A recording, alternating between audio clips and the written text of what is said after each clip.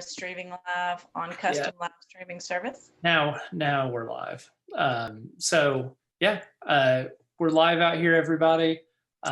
Welcome. We're doing this virtual rally that we have been doing over the last 2 weeks. So this is our second one. We are super excited to see everybody again. We're super excited to get started here. I just wanted to talk about a few things that happened today. So first, let's talk about things that aren't good. The U.S. is now leading the world in the number of COVID-19 cases. That's really unfortunate. It's also even more unfortunate that our government is one of the most ill prepared to deal with this, that denying that it's even happening. So we have a big problem here where these cases are the numbers are going up exponentially. Part of that's because of more testing, and part of it's because the virus is actually being spread. So again, I just want to reiterate CDC guidelines. Please stay at home as much as possible. We do realize that being able to do proper social distancing over the long term is a privilege. Many people still have to go to work, but do the best you can. If you do have to go out, make sure you're washing your hands as much as possible, not touching your face, avoiding different contact points. If you are riding CAT, be aware that the fares are free right now. So that's awesome. So you don't have to fumble around with your card to go in as you're getting on the bus, and you don't have to walk up real close to the driver anymore. So it's for their safety as well. So we've had this really unfortunate the way that our cases have grown here in the U.S. I just read a Washington Post article that talked about doctors in Chicago are looking at a blanket do not resuscitate order because there's such a lack of personal protective equipment and ventilators and other things like that if a person codes, they may just have to call that person, move on. So that is the place we've gotten into in our supposed, best healthcare system in the world. So I think that's really important for us to talk about first. But secondly, I want to talk about some good things. Today we were out with Sleeves for Needs. We got to meet some new friends, and as we served some hot soup that was provided to us by Dr. Jane George. So she's not able to join us this evening, but thank you, Jane, for making soup for us to hand out to the community today. And we also got to visit with a bunch of kids and hand out well over 100 snack packs for kids. So we're super excited about that. You're going to see all the campaigns as we're trying to still fight for progress in the light of COVID-19 and in the light of the pandemic. We're going to try to do more things like this, talk to more people. We're going to be, doing our own social distancing, of course. It's so important. But we are still going to be fighting for progress because there's so much that still needs work. You can see that if you look at the way Governor Lee has responded to this in comparison to the way that Governor Beshear in Kentucky has responded. It's atrocious, it's embarrassing, it's inhumane, and you're going to still see all the progressive campaigns out there fighting for progress because we want Tennessee to stop being at the top of every bad list and the bottom of every good one. We have to stop that. We have so many good resources, so many good people here in Tennessee, and it's being mismanaged and misgoverned. So you're going to see us still talking about issues like climate change. You're going to see us talking about passing a Tennessee Green New Deal. You're going to see us talking about criminal justice reform. And you all may know that I'm a prison abolitionist, so we're definitely going to talk about that. We have people, including my own little brother, that are still incarcerated, even when they don't have to be. We have people that are incarcerated under pretrial detention that have been convicted of no crime. We have people that are on ICE hold, of all things. These people are locked up essentially as lambs to the slaughter, because if COVID-19 gets into one of these facilities, it spreads like wildfire. It is inhumane to keep people in these facilities when they don't need to be there. That's what I would advocate for, even if we didn't have COVID-19. But it's even more pressing that sheriffs all across the country, but especially here in Knox County, they release these people. And there have been a number of organizations like Community Defense of East Tennessee and others that are advocating for this. So please, as you see things come out from them, please go and help, make phone calls, call the sheriff's office, tell him that you want these people released as well. So we have a lot of work to do there under criminal justice reform and prison abolition. We all know that our schools are underfunded. Our teachers have experienced a 4.4% decrease in pay over the last over 10 years when accounting for inflation. That means that to give teachers a raise of any kind, we need to give them at least a 10% raise for it to even be anything. So we know that our schools are underfunded. We know that our teachers need a raise. We know now is more than ever that healthcare access and coverage is inadequate. It's inhumane. Healthcare is a human right. Housing is a human right. And those two are so connected. So you're going to hear us continue to talk about these issues, even as COVID-19 is going on, because we still have to make progress on these things. We still have to continue to fight for people that we don't know, to fight for our communities, to be maybe not necessarily out there, but for sure on the front lines of the fight, calling people, trying to convince our legislators, different people to do the right thing. Of course, a lot of the progressive campaigns, we're still running campaigns for election, but we're also out there trying to change things before we get elected. So you're going to see us talk about a lot of that as well. Right now, I want to invite Susan Sneed. She's running for State House down in Blount County. I want to invite her just to talk about some of the experiences that she's having down there and some other things. So I'll turn it over to Susan right now. Go ahead, Susan. Well, Matt, thank you again for convening us and for the opportunity to do this. And everybody out there who's listening, I hope you are taking good care. The balance of sobering and things that we can celebrate is pretty tricky right now because as Matt mentioned, and I won't go on to reiterate, but this virus is making an impact that we can't even imagine what it will be down the road. But we know that it is here, it is everywhere. It's in all the counties in Tennessee. We have a gross lack of leadership, but at the same time, some really wonderful things are happening. Stories that I hear from campaigns like Matt's campaign, being out working with Sleeves for Needs. We've been in contact with, in particular, the school systems here in Blount County. We have 3 school systems in Blount County, and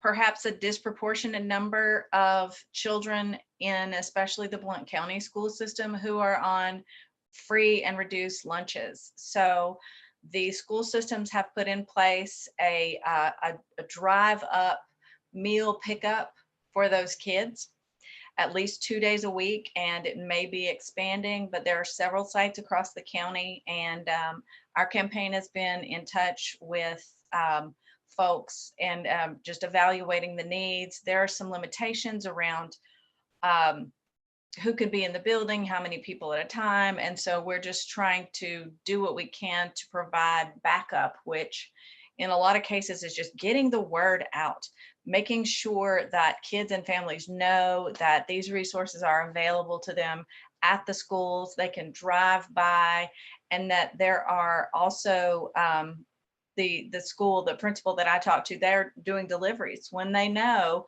that there is a child at their school who is in need. They have developed a system to safely deliver a meal to that child. So We're partnering with the organizations in Blount County that are offering relief, and particularly those really vulnerable populations. And that's obviously where our focus needs to be right now.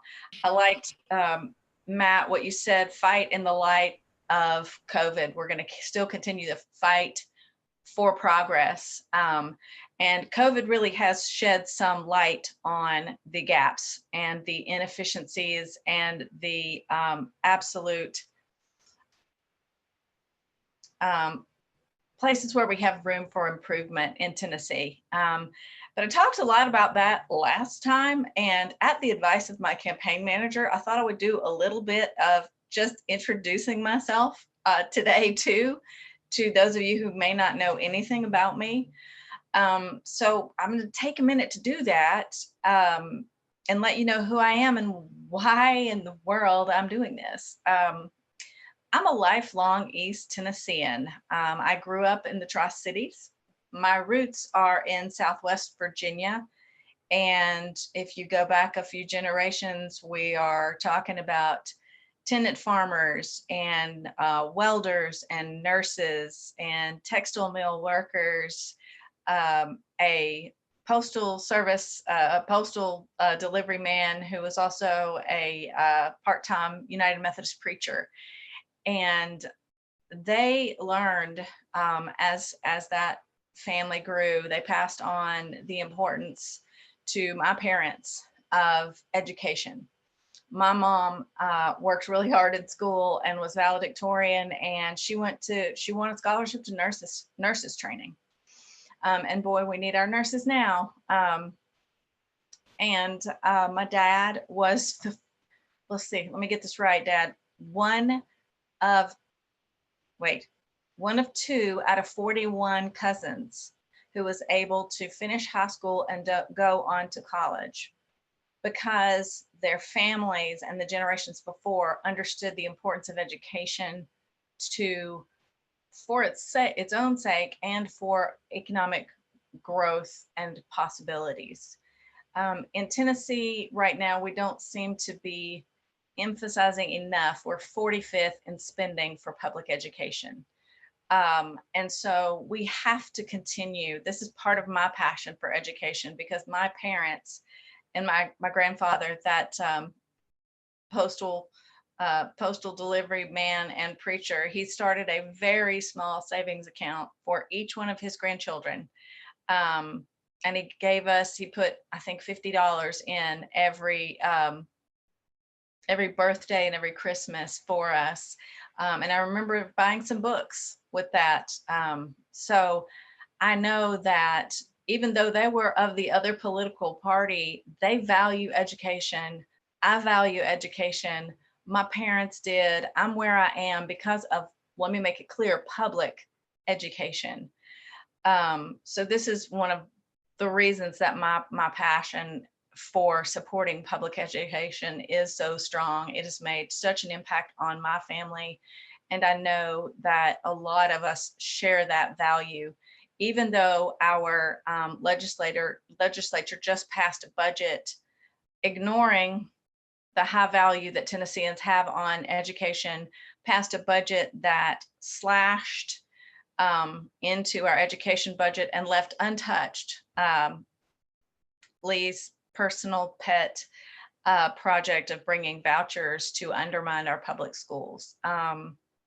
Mentioned that my mom's a nurse. When I was 9, my younger sister was born with a heart condition. So automatically became, in the eyes of some actuaries at certain companies, a pre-existing condition. So I got an idea from an early age, the impact that good healthcare can have. My sister is now doing great, living in Nashville. And so I pray every day for her safety, but she is and remains well and healthy because of early medical intervention, because of the care that she was able to get because my father had insurance. Again, Tennessee leads in medical bankruptcies.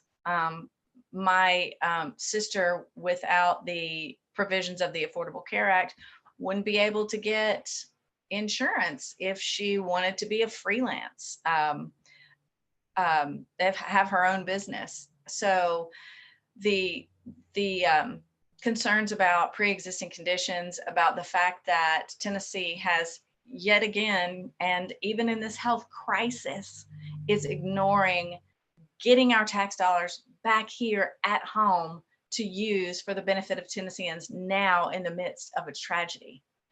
The governor could do something about that right now and is not.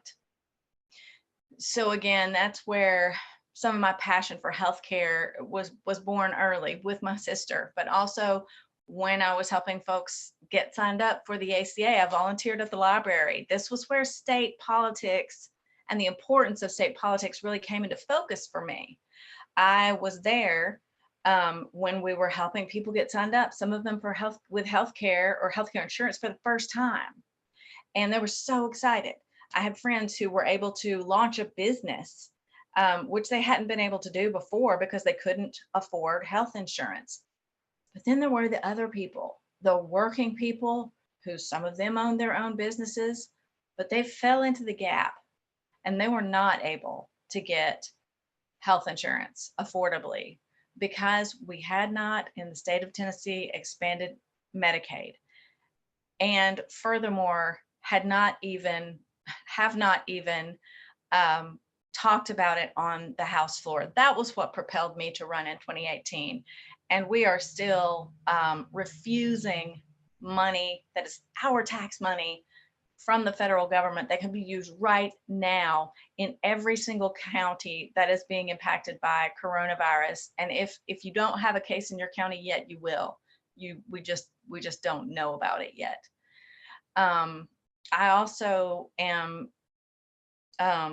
because of my growing up, my grandparents, the people I know, convinced that we can do better, and we can do better without breaking the economy, and by changing minimum wage, by supporting unions. I remember my grandfather, who was a welder, was very adamant about the supports that he got from the unions. And so these are, in so many ways, education right now, you can see it is an infrastructure of care. Not these teachers are not just online at home. Well, they are online at home, doing lesson plans and working with students. They're also out there volunteering and serving meals, driving to people's homes. That's an infrastructure of care, but yet they are, as Matthew mentioned, wildly underpaid. Also, with our healthcare system, we were already in a crisis before COVID hit. So we have to, in this time, right now, advocate for an executive order to expand Medicaid, and for the governor to have the courage to do something like that. In addition, the unemployment that is hitting our state, it's good news that there has been some relief, even as of today, for those who are unemployed, but we lag behind, so far behind the rest of the country. So I'm running in part to have these conversations with you, not just inside the walls of my little bubble, but with everybody, because another reason I'm running is I feel like I'm certain I didn't understand the importance of state government. And now I do. Now I understand how important it is that we have a different set of leaders in state government, that we have a variety of viewpoints, that we break up this extremist monopoly that has come to Nashville and is damaging not only just being able to ignore Democrats, but is ignoring moderate Republicans and punishing them, is acting in a punitive manner. So for purely ideological and profit-driven reasons. So that sounds like bad news, but the good news is there are candidates out there. There are ways you can get involved, and as so many of these different campaigns are turning to help the community, I would ask you to donate, if you can, some amount. Also, find out how you might volunteer. Not obviously in person, we're all gonna be observing safe social distancing, but there are ways, there are people that you can get on the phone with, check in with them. People are lonely. Loneliness is already a problem. We need to support each other now, and now is a good time to reach out, check in with people. And if you find that there are needs, contact my campaign. There are other campaigns in your area that may be able to help. But that was long-winded, and that's a little bit about me.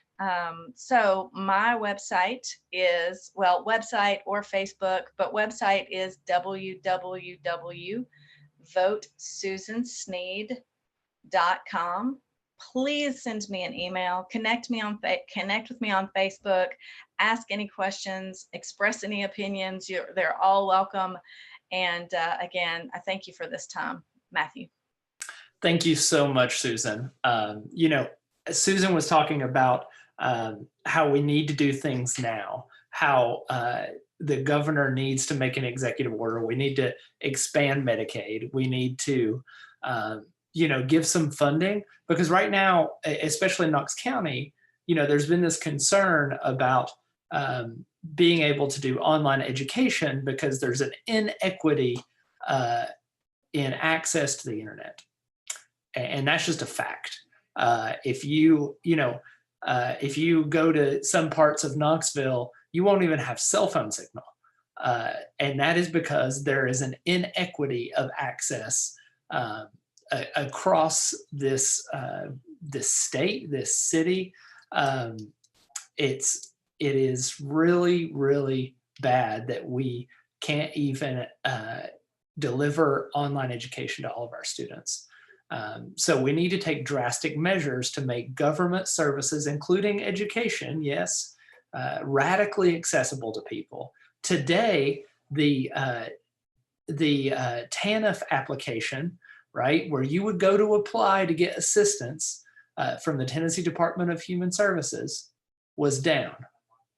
And I'll tell you why that was down, is because years and years of people doing things for profit, years and years of the government looking to large corporations to sell them outdated technology that's has bloated fees, that doesn't do what we need it to do.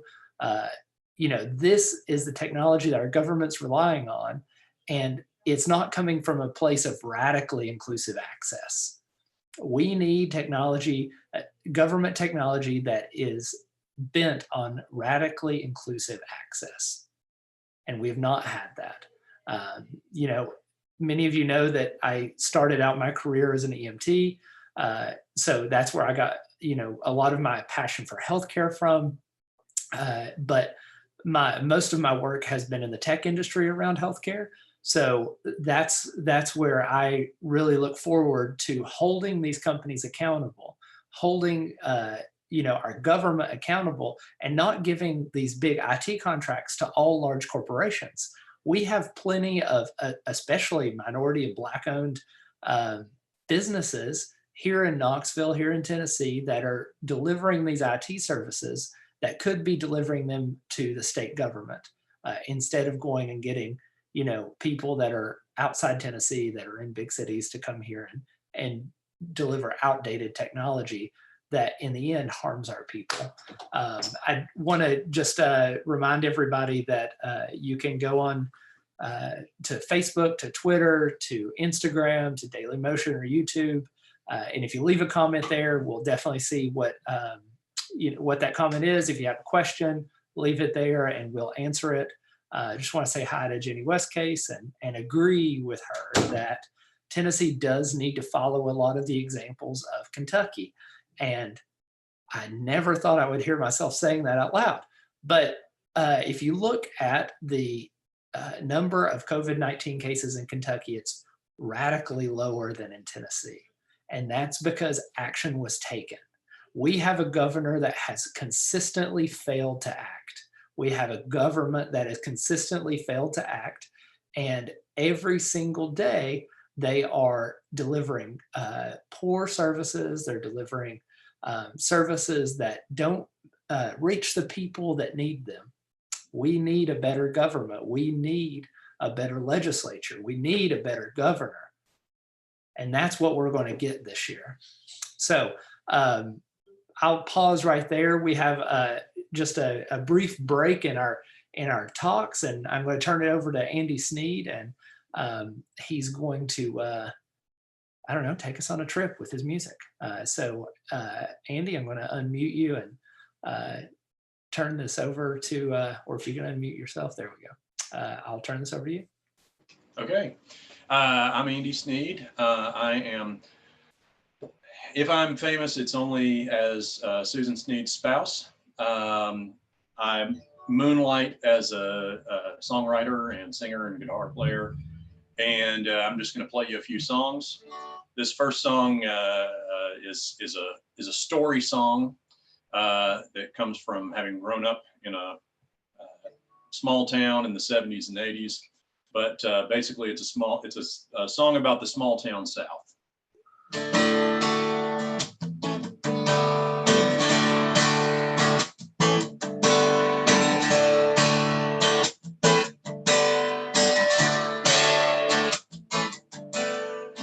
I couldn't take another day at the KFC. And 3 semesters of state didn't pan out for me. My wisdom teeth were aching, and my confidence shaking, and that pill I'd taken was artificially sweetened, but otherwise not doing much for me. I just knew I couldn't take another day at the KFC.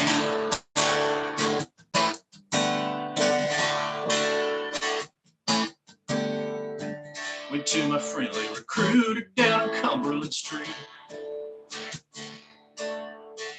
He had a triplicate form and strict quotas to meet. He had an oral surgeon right there on Paris Island. They'd have me back up and running in time for basic training. All the rest didn't matter much to me. I just knew I couldn't take another day at the KFC. 'Cause I'd been burned and I'd been beat down, lost my turn in that grease trap town. So just one more smoke in an empty parking lot.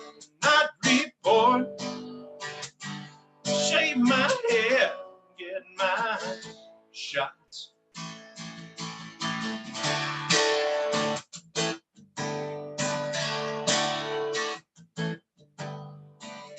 Looking back, it's kind of funny now to me. I hopped on that bus and took a window seat.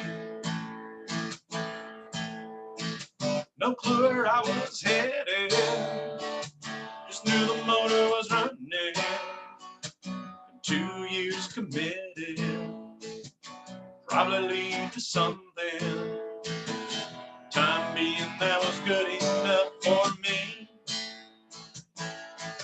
I just knew I couldn't take another day at the K. Yes, I'd been burned and I'd been beat down, lost my turn in that grease trap town. So just one more smoke in an empty parking lot.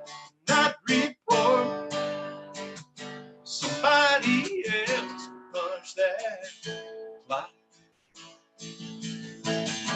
Colonel's begging, never making it up to me. Brother, I just couldn't take another day at the KFC. The KFC. The KFC. sleep.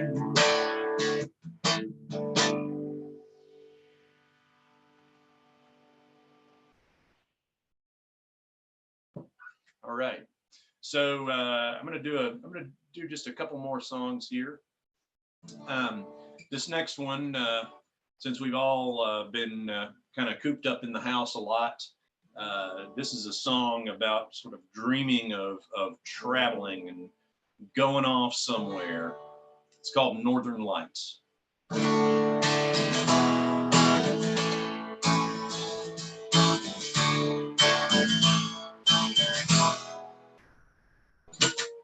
One day I want to see those northern lights.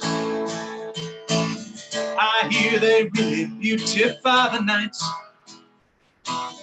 They say the sun sends out these solar flares. They strike the atmosphere when the winter skies are clear. It's a fireworks show for the folks up there. I've seen the pictures dancing goats in the green. Read the descriptions of travel magazines. Every dozen years or so, they're extra bright. Once in my lifetime, I want to go see those northern lights. Said maybe when the kids are grown, tell me it won't be too long. 'Cause right now, me celebrate, saving up my dimes, wearing hand-me-downs.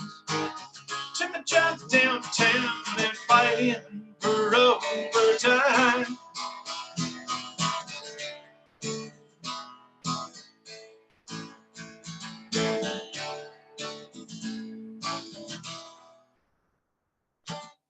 We could drive ourselves to northern Canada.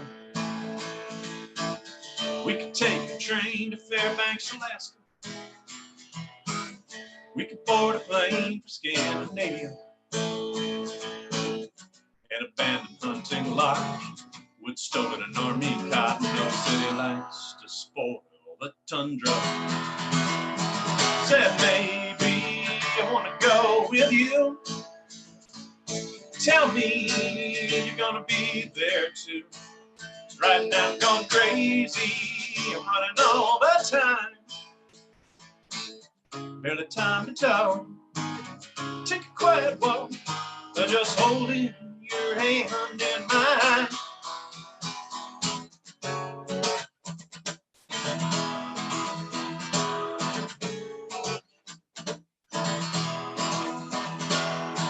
Is it the spirits of the animals playing, or flames of the Creator's campfire burning? Do they like the wakeful fallen warriors traveling, looking for that hidden keyhole in the firmament? Is it a giant foxtail sweeping snow up in the sky? Are they the torches of some ancient fishermen? Maybe heavenly energy to help us in this life when we are patiently listening. Ooh, whoa, whoa, whoa, whoa. Please say one day we'll see those northern lights. 'Cause it helps to get me through my sleepless nights. When I get that buzzing back behind my eyes, there's a cracking sound they make and a whistling in their wake. Souls trying to communicate. I want to rest in these thoughts and fly. Get lost in those northern skies.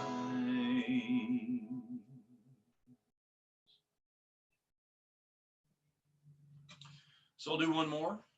This is a song that I wrote at the end of a not so great week. And it seems somehow appropriate. It's sort of a little bit of a motivational kind of thing. Here you go.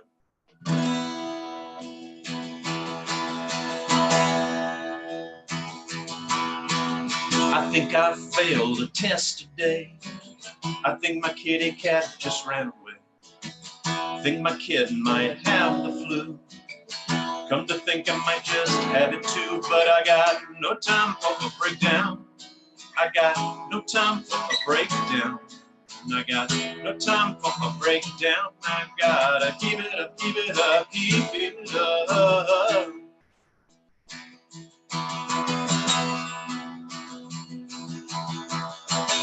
What if my friends really hate my guts? What if the boss thinks my work sucks?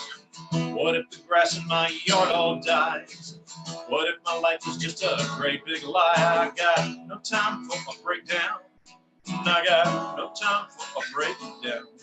I got no time for a breakdown. I gotta keep it up, keep it up, keep it up.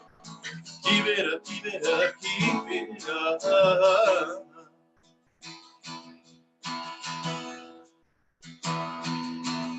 I think my hard drive might have crashed. Think I might be running out of cash.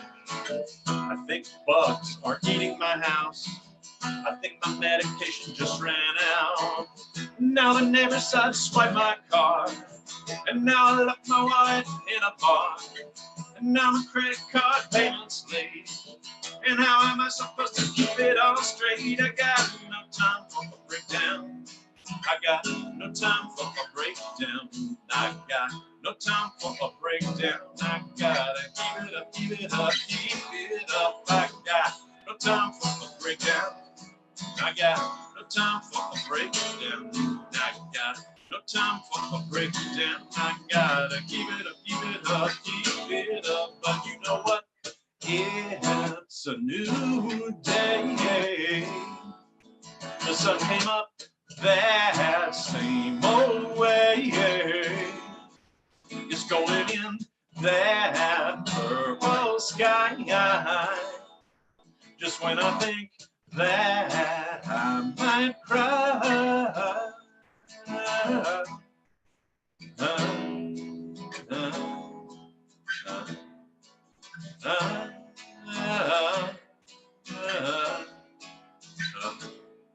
We got no time for a breakdown. No time for a break. We got no time for a break. We got no time for a breakdown. We got no time for a breakdown. We got no time for a breakdown. Time for a breakdown.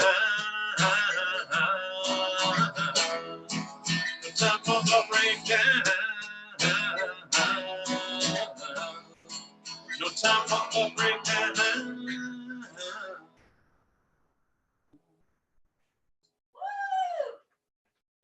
Thank you so much for listening. Thanks all of you all who are taking part of this. Awesome. Thank you so much.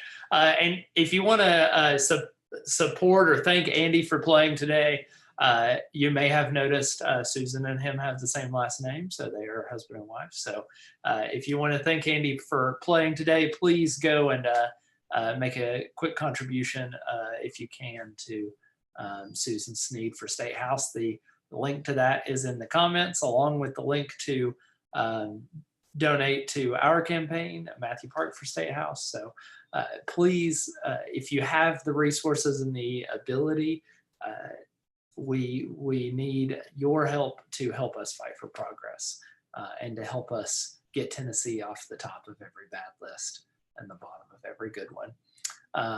Now I want to turn it over to Constance Every with Black Coffee Justice. So Constance and I spent some time out today with another organization, Sleeves for Needs, out doing some stuff in the community, talking to people and handing out some meals and things like that.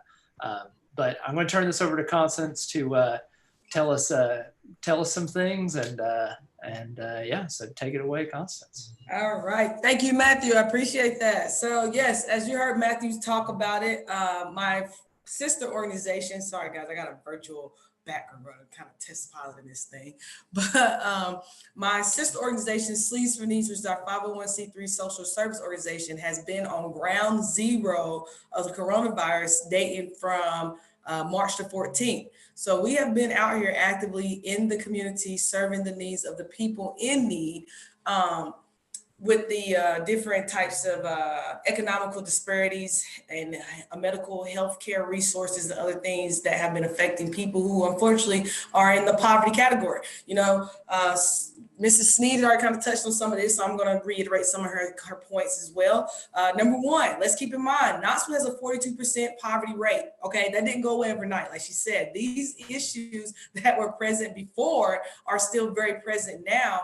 And if anything, we're going to get to see maybe a possible turnover on how rampant and really how poorly effective our economical status is, as well as our healthcare system is altogether as a whole. When you have the poor been heavily affected by the decision-making skill set behind something like a corona epidemic, you find that you are faced with different things that are already, like we said, prevalently ongoing, and then how those can fluctuate and become more of a factor as we look at the future of resetting and how that is going to kind of be distributed out, and who's really going to be affected by the resources and things that's going to be given out, and vice versa, who's going to be overlooked and possibly not receive anything in resource and assistance. You come on in, David. So David Hayes is here today. If y'all didn't know about David, David is an actual board member of Sleeves for Needs and Black Coffee. And so my guy just got here. But one of the things that I want to continue to hamper on is some of our experiences from the ground zero perspective. So today we have the luxury of having Channel 8 News come out and support us. Shout out to Channel 8. We thank y'all so much for shadowing with us today. But one of the things that Channel 8 was able to pull out that maybe we were not as successful pulling out because we're so busy distributing needs and resources and, trying to make sure that everybody got something from us when we were out doing our thing, was that they were able to get some of those personal stories. In the last 2 days, we've had several personal stories come forward. Like Matt said, a day or two ago, we were down under in the Tent City area, or underneath the bridge, as some people may know it as. And we had a personal story from a member there by the name of Tony. Tony gave his personal account of how coronavirus has affected his livelihood, meaning that he had a job when coronavirus hits. We went through a lot of different changes, a lot of different effects, and a lot of different things that businesses were doing or not doing. And then we even got to the point where we started classifying these people as essential versus non-essential. Unfortunately, his job was considered a non-essential job. So he lost his job. And he talked about how, it was crazy that he's back at square one because a few months ago, this job that he had was the job that got him out of there. And now he's right back to where he's at because of the loss of job that he had to suffer. So now he can't provide food and shelter for his family. So they go back to the homeless status because his loss came right before some of the government restrictions and some of the other laws that was being passed at this time to say, don't put people out their homes, let people stay until we get this figured out. Those laws didn't come down for him until after he had already lost everything he had. And he was able to emphasize the factor of how basically our government has failed the people that are suffering like him. Tent City is a hot mess. We already all knew that. And unfortunately, with a lot of the soup kitchens closing, they don't have access to adequate food right now. Most of those people have not ate for several days. Now, I will be honest, that's a typical thing in Tent City. It is. It's very common to go down there and may find some people who have not ate for 3 to 4 days. But it's very uncommon to find that in 3 to 4 days time span, no one was offering any type of assistance for that particular demographic of need. So that's what the difference was.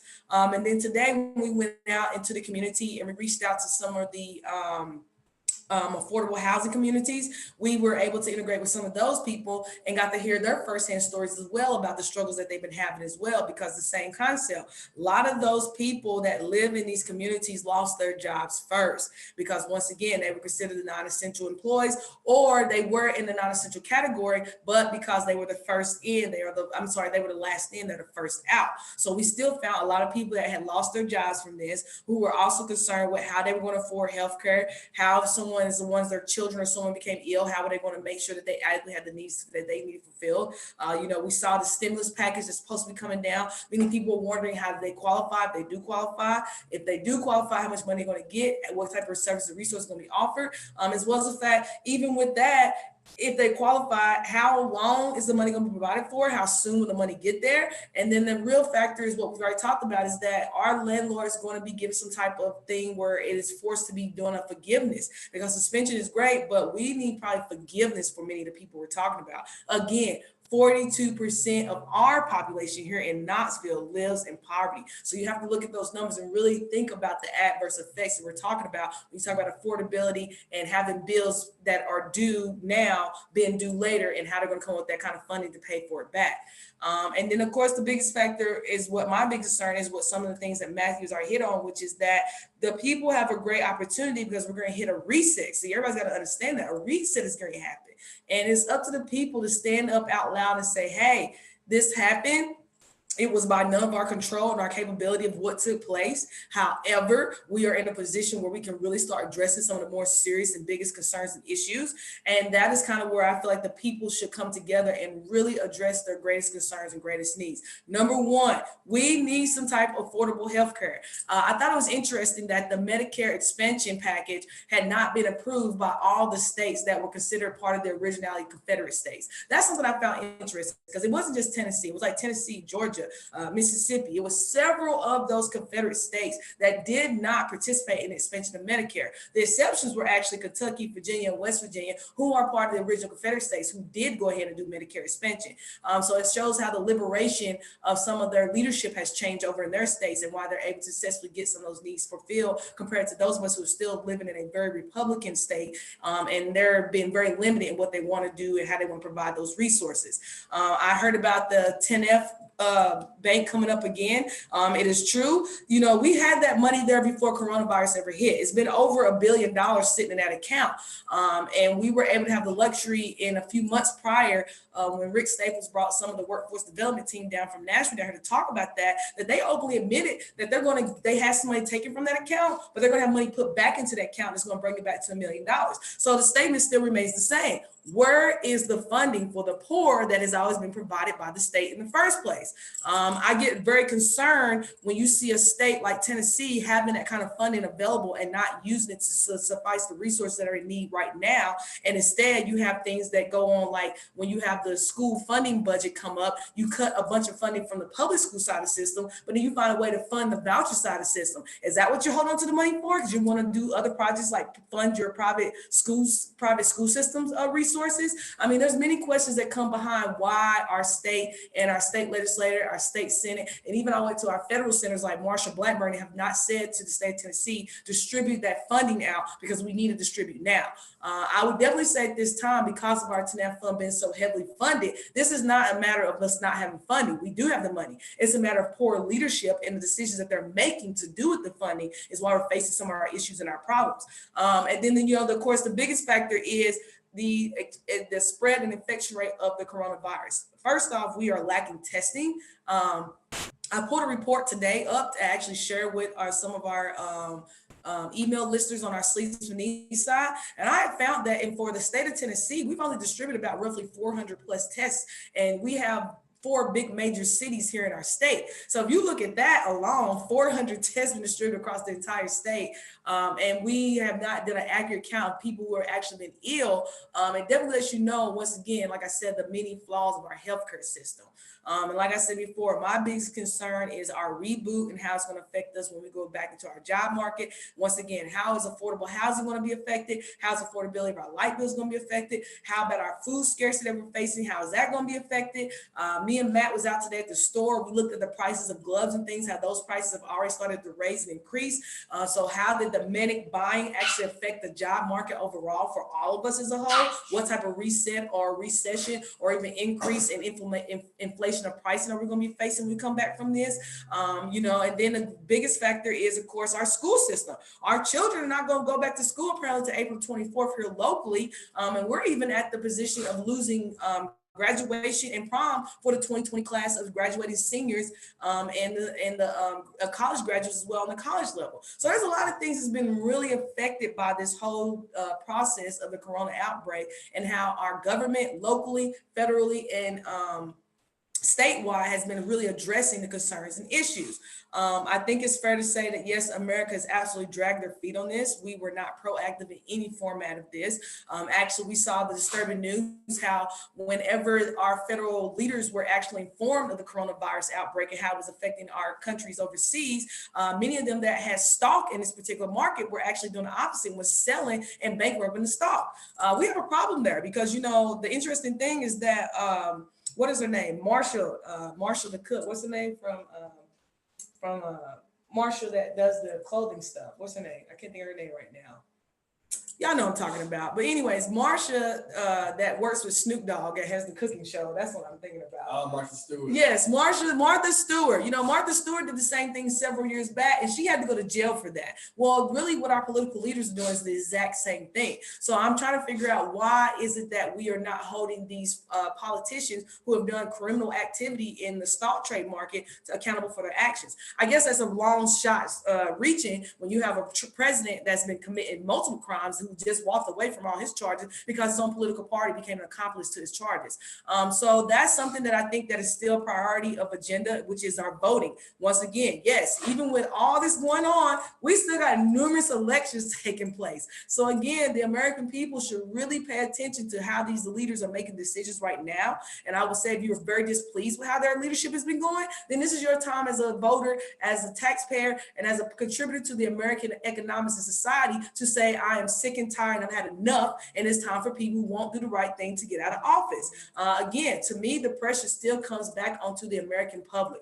You all have to do the right thing. These leaders have failed us in multiple ways, but this is the opportunity where you get to exercise your greatest power as a taxpayer and say, you know what, I'm contributing to this country as well. You're taking my tax dollars, you're putting it in XYZ places that I don't agree with. I'd rather see these dollars come into these places that better benefit myself, my community, and really my city as a whole. And if you fail to do that, then do your duty as a voter and get them out of there.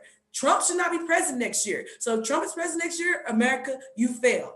Those Republicans that voted against the coronavirus first stimulus package that was against it, you all should make sure that they get out of office as well. If they stay in office, America, you fail. For the state of Tennessee, our state legislator, those who were against these type of bills, those who were delayed in the proactiveness of getting us the necessary treatment and testing, those who were sitting here saying that they didn't want to practice social distancing and that was okay for us to continue our daily normal lifestyles, you all should make sure that next year they're not in office. If they're still there, guess what, America? You fail. So at this point in time, for me, what I am waiting for to see is how will America people take responsibility for their own actions and say enough is enough and we're going to move forward to do the right thing. As I expressed before, Sleeps for Needs, our social service organization, has been on ground zero from day one. Like I said, we've been out here roughly going into roughly about 20 days now. I'm not going to be too optimistic to say that we're in a clear, but I would say that our exposure rate has been at present now. And so far, my team has not shown any symptoms or any signs of illness. Does that mean that we're in the clear? No, because we could be asymptomatic and we could be spreading. That's why if you looked at our videos, you see that we're wearing our masks and our gloves. And depending on some environments we go into, we even put the white suits on as further protection barriers for ourselves and others.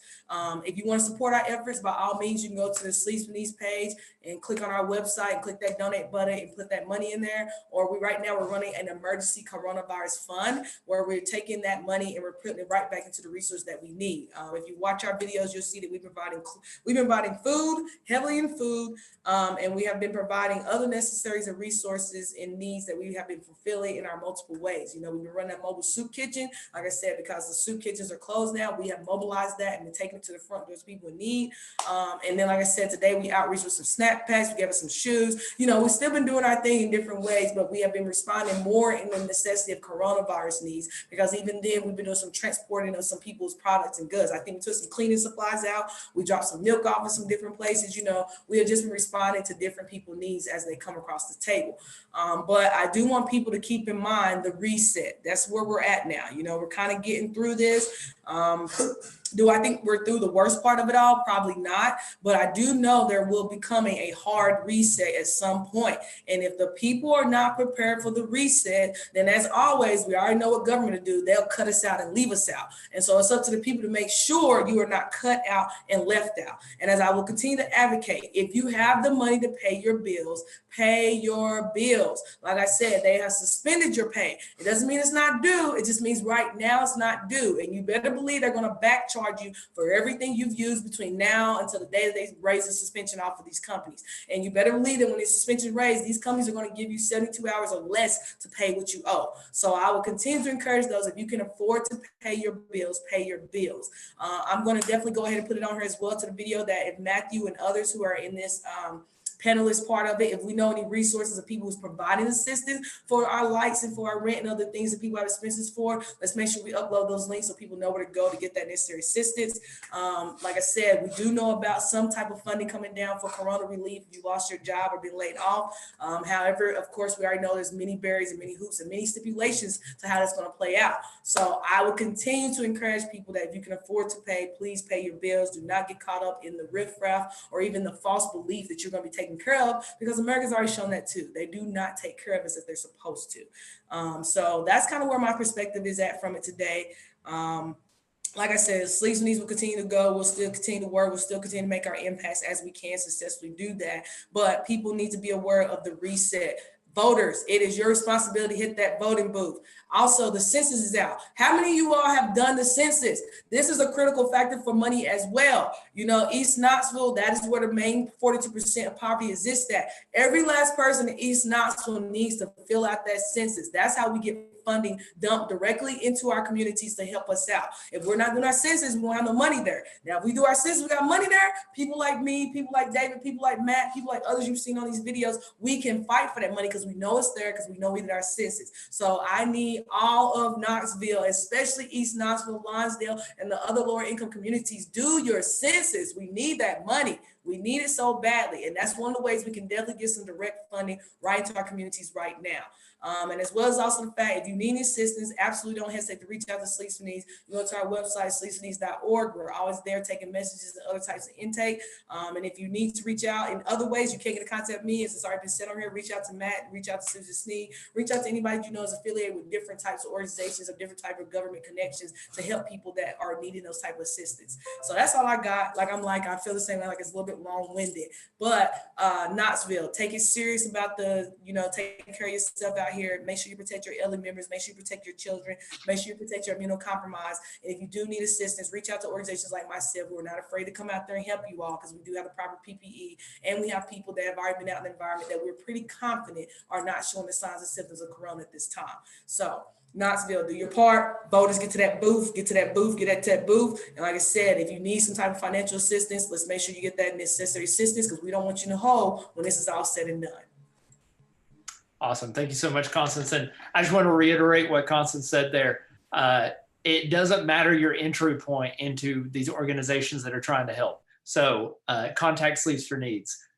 We drop their links into the comments section. So the donate link is there. Please go give money.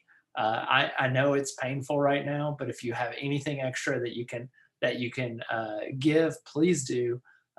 This helps people directly on the street that need assistance, like Constance mentioned, whether they need a gallon of milk or a pair of shoes or a meal or crutches or whatever it is, these micro and acute needs, that's what's going to be delivered to people. But no matter your entry point, if you need something, tell someone. Tell Sleeves for Needs, tell our campaign, tell Susan Sneed's campaign. We will help get you the help you need. So we're keeping track. We're working with Sleeves for Needs. We're working, with First Aid Collective Knox. We're working with a variety of organizations to make sure we understand what's out there, so that when people contact us, we can help either get you to the right people, or maybe we can help you ourselves, or find and get you that help you need as soon as possible with the right people. So please reach out and tell one of us that you have a need, or you know about a need, or you know somebody needs to be checked on. We were out the other day, and we were delivering soup at the time, but we got to visit with through the glass, because it was an elderly couple. Got to visit with a woman that is deaf and her husband that is deaf blind.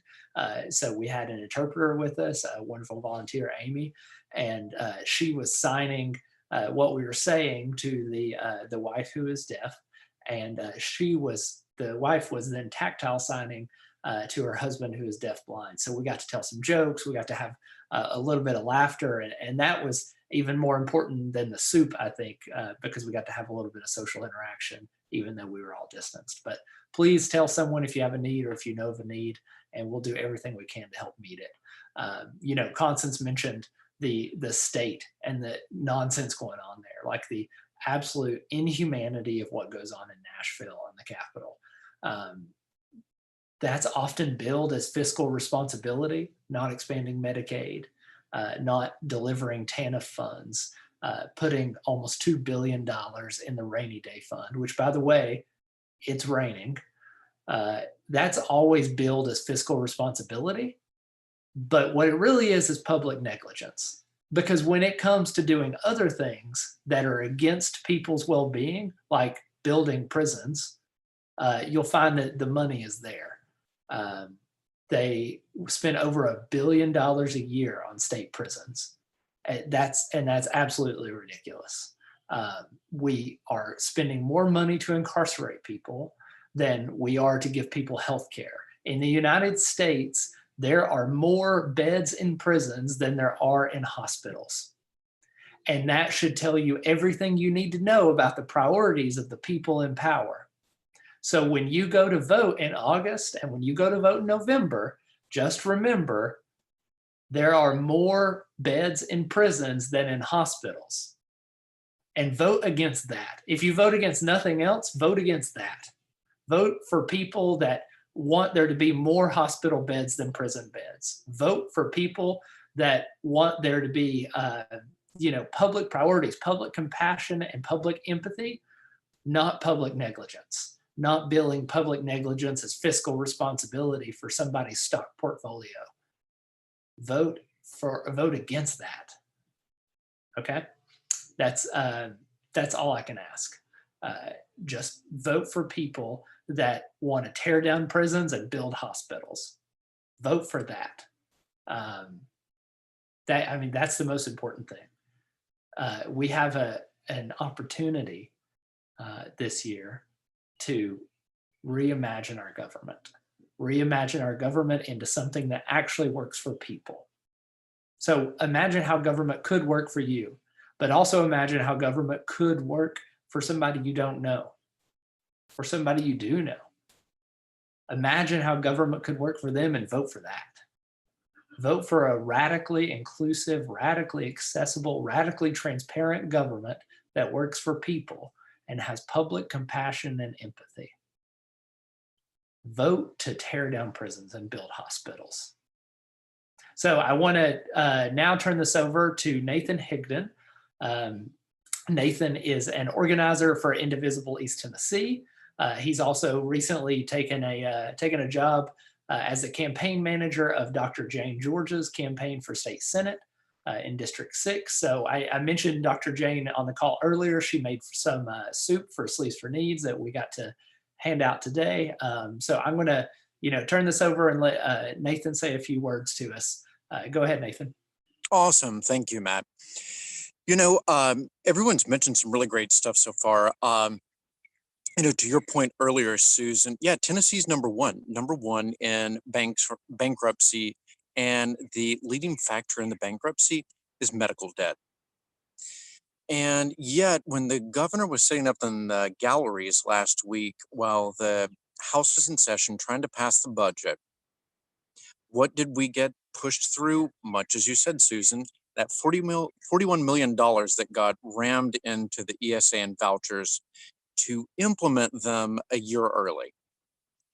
Well, why?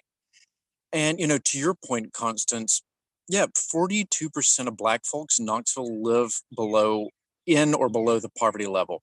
Yet, the TANF fund has, at the last I checked, and I know it's more now because of the budget, had $732 million available in it. But, the TANF emergency let me try that again. The TANF Emergency Cash Assistance Program that went live, or was supposed to have gone live at 11 a.m., despite the troubles with the antiquated technology we use. I'm going to pull this up so I get it right. It's for Tennessee families who have lost their jobs because of coronavirus and can now apply, but the caveats are that you must have been employed up until March 11th, and as a family lost at least 50% of the earned income as a result of the pandemic. and and it must include, and this is the one where I'm like, I scratch my head. You have to have a child under the age of 18 or be pregnant. So all these single folks who would have lost 50% of their income are not eligible for the TANF fund emergency cash assistance. Although if you are, you must apply and have a valid social security number if they can get the website working, and not have any resources. So that would be stocks or your checking savings account that exceeded $2,000. And the gross and or earned monthly income must not exceed 85% of the state's median income. You're like, what does that even mean? What that means is the gross monthly income for a household of one, if it exceeds $2,696, you wouldn't be eligible.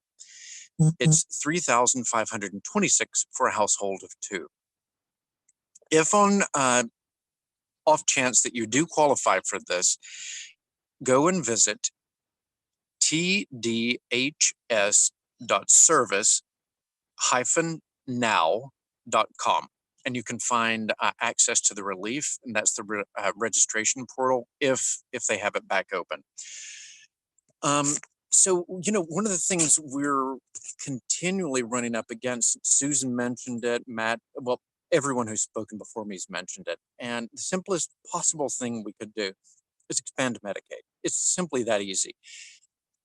For years now, Tennessee has been losing approximately $3 million every single day going to other states. It's our own tax money that could be going into the expansion of Medicaid. I've heard different numbers, so I'm going to use the most recent one I've heard. There are over 600,000 working, to be clear, working, low-wage earning Tennesseans who do not have access to health care. 600,000+.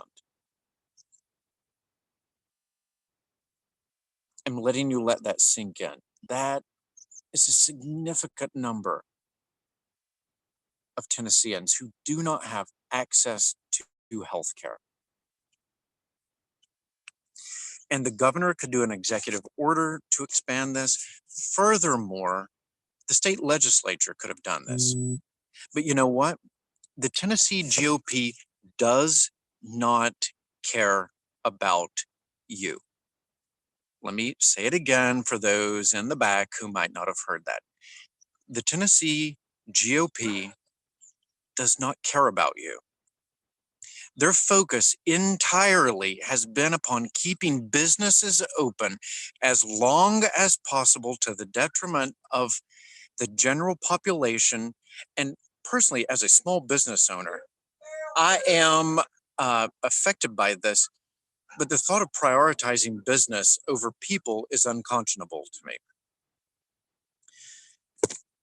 So the legislature simply doesn't care. The focus is entirely upon businesses and people who fund lobbyists, who fund their campaigns. But it is not about you and me and the 42% of the Black folk setting in East Knoxville who live below the poverty line, who should be eligible for TANF funds, but there are enough caveats in the emergency cash assistance that folks won't be eligible for it. And that is a problem. And when you look at the congressional stimulus plan, it goes far, but it doesn't go far enough. Student loan repayment suspended until September 30th of this year, and that's a good thing for folks who can take advantage of that. Small business loans that will be forgiven for businesses who do not lay off employees, but I'm not entirely clear on how easy it will be for small businesses to get those loans, especially underrepresented minority businesses. That we'll just find out. You have until June 30th to apply for those. And I'm sure as we move forward, we'll have more information to share with folks on that. The economic, I'm sitting outside. So if a dog runs up, it's part of this whole new Zooming and being a little more laissez-faire. But anyway, So also the economic stimulus package includes $1,200 for individuals, and you may very well know some of this, but if you didn't, $1,200 for tax-paying individuals who earn up to $75,000. It begins to phase out after that and is completely phased out after $99,000. For each dependent child you have, you get an additional $500. So let's say you have two folks who have 3 kids. So you would get $1,200 for each of the adults, $2,400, then an additional $1,500 for your kids. So you get a $3,900 check. It will go off of the address. If you've already filed your 2019 taxes, it will go off the address and direct deposit into the account that you turned into direct deposit your money. If you haven't filed, it will go off of your 2018 information. Let's see, and the unemployment insurance, which is especially important here in Tennessee, with 30%. Is that right? No, I may have just made that number up. I can't remember. Was it exceptionally? Maybe it was a 30% increase in unemployment, whatever. Unemployment insurance is being extended to 4 months.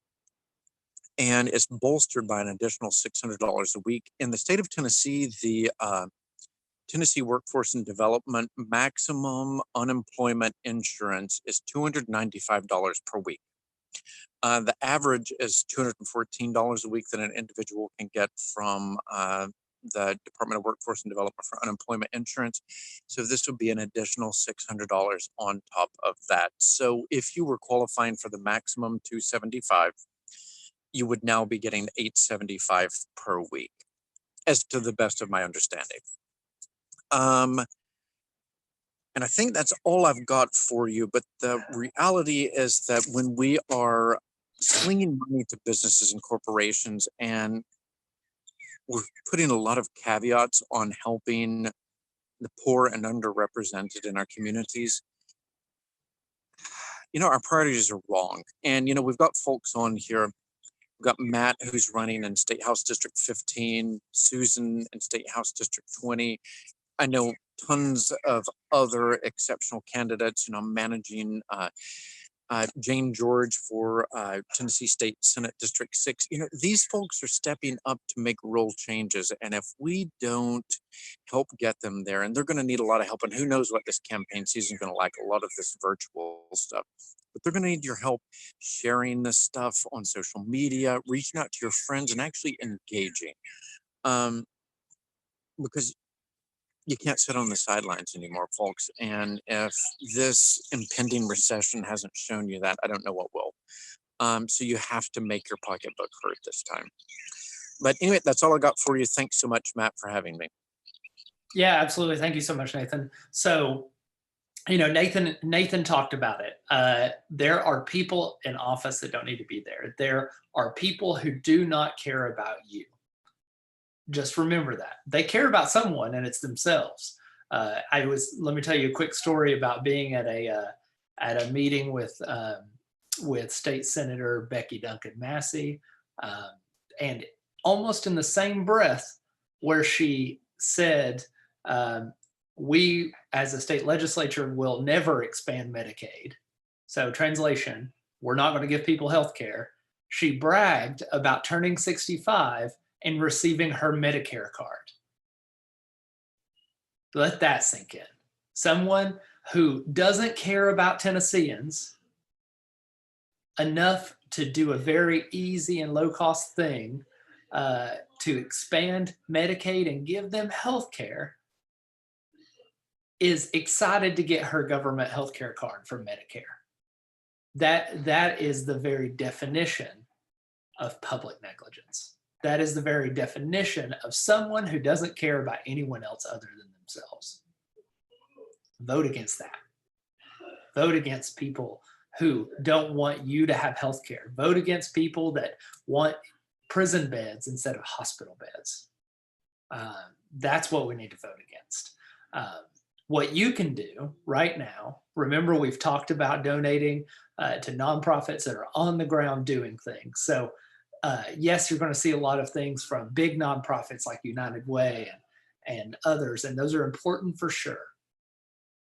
But find yourself a local nonprofit like Sleeves for Needs, whose donate link is in the comments, and give to them, because they are meeting the needs that are falling through the cracks of these big organizations like United Way, who again do great work. But there are people that fall through the cracks. There are people that's needs are not being met, and they're being met every single day by organizations like Sleeves for Needs. So please give to Sleeves for Needs. Find yourself organizations that are on the ground doing the work. Second, now is a hard time to volunteer for nonprofits. It's a hard time to volunteer for campaigns, especially if you are immunocompromised, you're a senior, or you're part of another at-risk group. But there are still ways you can do it. Right now, we're posting in the comments an event for this Sunday at 5:30.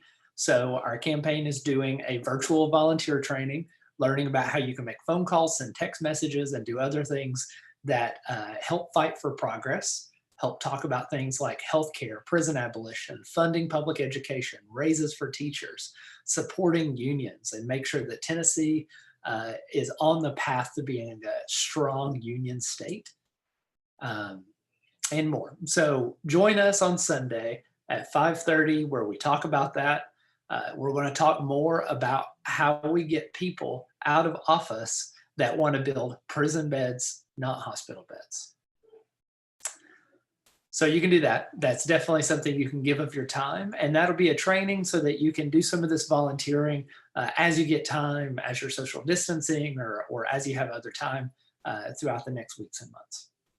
And the third thing, I know we've said it a bunch of times, but if you can, give to our campaign, give to another progressive campaign. We've posted links in the comments on how you can do that. If you have extra resources, it will very much help. We have committed to paying our staff through this and maintaining benefits no matter what. So that's something that's very important to us. I think that we're going to still continue to fight for progress, for sure. We're still going to be out there talking about, and I know I keep saying it, but because it's so ridiculous that we have more prison beds than hospital beds. So we're going to be talking a lot about prison abolition. We're going to be talking a lot about jail diversion and pretrial detention reform and ending 287G. We're going to be talking about all that. We're going to be talking about the building of new healthcare centers, about reforming our certificate of need process.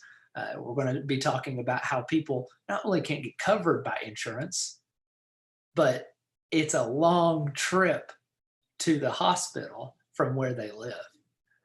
We're going to be talking about how public transit is inaccessible for a lot of people. We'll talk about how education is inaccessible, both before COVID, when you could actually go somewhere to go to your public education, and now where even the internet, which should be a public utility but isn't yet, is inaccessible for people. We're going to be talking about all of that. So if you can, please give. Please find progressive candidates to support. Please find organizations like Sleeves for Needs that are on the ground doing work. And that doesn't mean just donating money, which you can and you should often. But that also means doing things like Dr. Jane did this morning and made a bucket of soup that we could take and hand out. So if you can do more in-kind things like that, that's great also. So please, if you have a need, contact one of our campaigns, contact Sleeves for Needs, contact someone that's doing work in your area.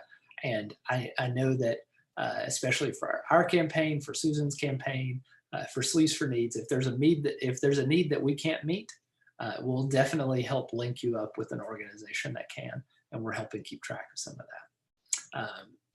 Please check on one another, make phone calls to each other, do these virtual calls with your friends and your family. Please keep each other, in your thoughts. Please keep each other feeling sociable, even though you can't be right with each other at events and things like that. This is a time for us to get together virtually, but it's a time for us to come together and reimagine our world and say, now we understand why healthcare is important.